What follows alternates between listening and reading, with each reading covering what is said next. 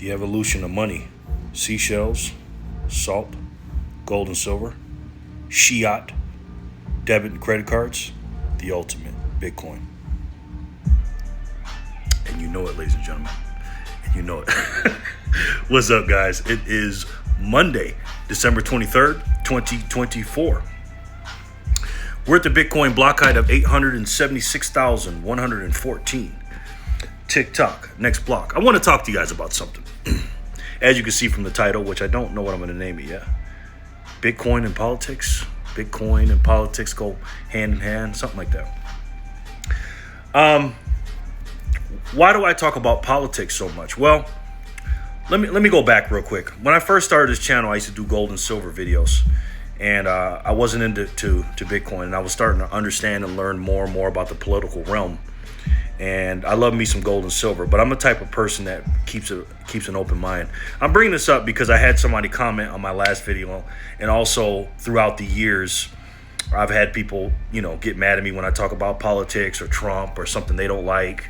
I got a few emails about the last video I did about Elon, stuff like that. People come here mostly for Bitcoin stuff, and I get it, right?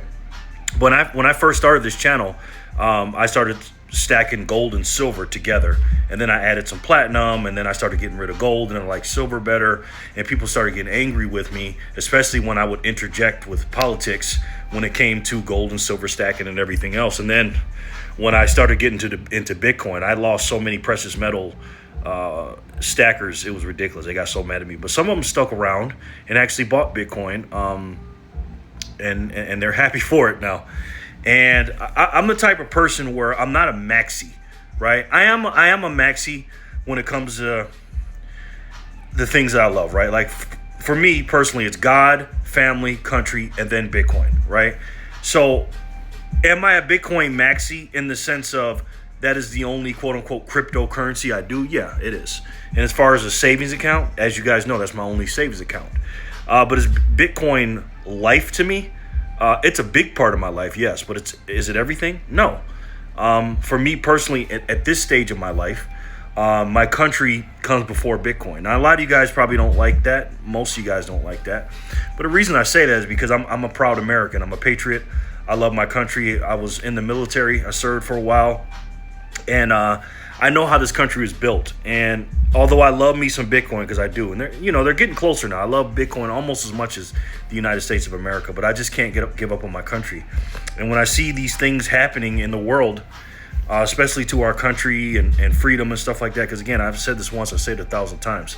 I don't like freedom because I like Bitcoin. I like Bitcoin because I like freedom, right? And this is all about freedom. And I believe that our constitutional rights, our human rights, are being taken away, and that's why I talk about it. The reason why I believe politics and Bitcoin go together is because think about everything all the big stuff that's happening with Bitcoin right now. I mean, the Strategic Bitcoin Reserve, the SBR, is political, is it not? Is Trump announcing, I'm going to protect self-custody and I'm going to fire Gary Gensler and all that stuff? Is that political? Of course it is. Again, I've been talking about politics since 2021, and people get angry at me about it until something goes good with politics. Like, for instance, the SEC going with the ETFs. That's political. Cynthia Lummis with, I guess, the SBR bill and everything else. And all these countries, nation states, even states in our country buying Bitcoin in their reserves, so all this stuff is political, guys. But just imagine, not being political at all, like some of you guys are, and just all you think about is Bitcoin. All you think about is Bitcoin, which is fine. You do what you want, but the problem is you're not understanding what's going on with the world around you. If you're just focusing on Bitcoin, I get it. I want Bitcoin to be here too, but it's going to take a while to do that, and you have to understand the legislations, the laws, and the bills and stuff that are going to be passed that are going to either help or hurt Bitcoin. If you don't know who the good and bad players are up there in Washington D.C., then again, these people can make your life a living. What? People got so mad at me during the election that I was so focused on Trump winning and I need to focus on Bitcoin. I'm like, guys, I knew if Trump won, that would help us overall, not just with Bitcoin, just our life in general and our freedoms, our rights and our liberties, and our pursuit of happiness, by the way. And it's also helping Bitcoin, right? So can you imagine if Kamala Harris won? Can you imagine if you're in another country, like Justin Trudeau, him still being in office and stuff like that? I mean, guys, in order to enjoy Bitcoin, we have to have a country. You know what I mean? And I know people say, oh, you can't ban Bitcoin. I beg to differ, right? Meaning, can you do peer-to-peer and stuff? Yeah, but they can make your life a living hell. They can make your life very difficult with some laws and regulations to stop you from doing things you need to do. They can shut down exchanges. They can confiscate things from Coinbase.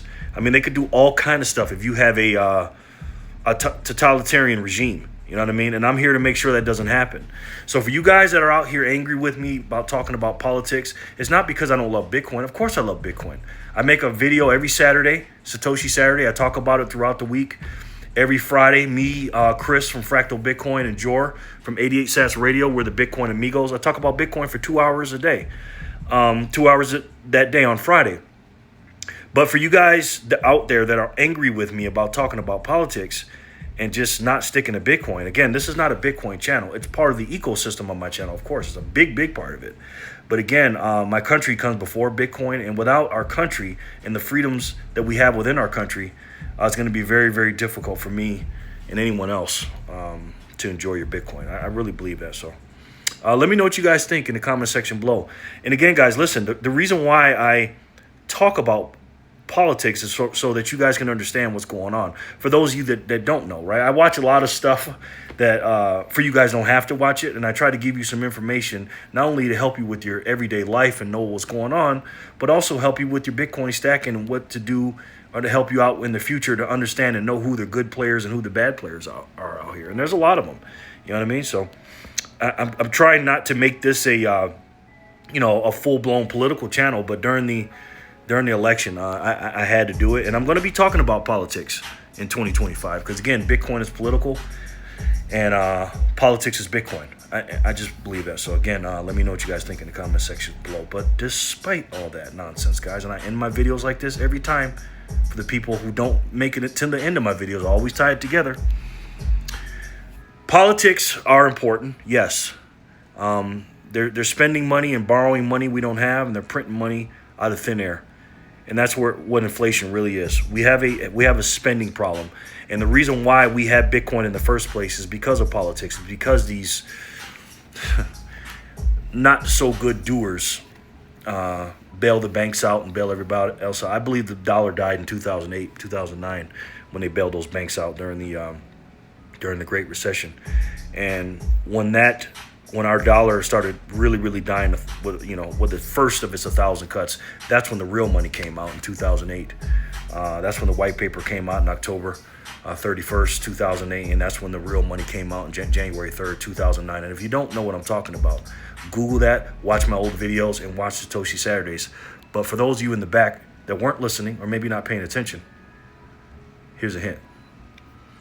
It's the best way to save. And for me, the only way to save.